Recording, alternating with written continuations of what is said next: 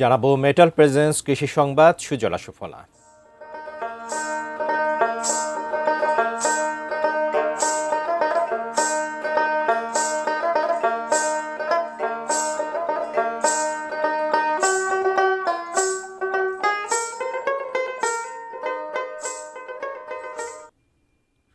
বরগুনা জুড়ে উদ্বেগজনক হারে ছড়িয়ে পড়েছে গবাদি পশুর খুরা রোগ। সদর উপজেলার বালিয়াতুলি সহ বিভিন্ন এলাকায় ঘরে ঘরে আক্রান্ত হচ্ছে গরু।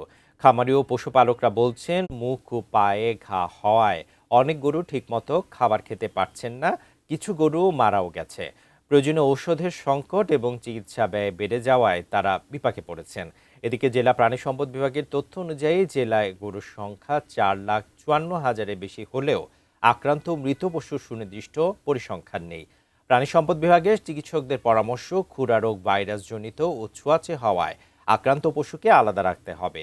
সেই সাথে খামার জীবাণুমুক্ত করা এবং দ্রুত চিকিৎসা নিশ্চিত করা জরুরি। এদিকে দ্রুত ঔষধ সরবরাহ কার্যকর ব্যবস্থা না নিলে ক্ষয়ক্ষতির পরিমাণ আরও বাড়তে পারে বলে আশঙ্কা খামারিদের।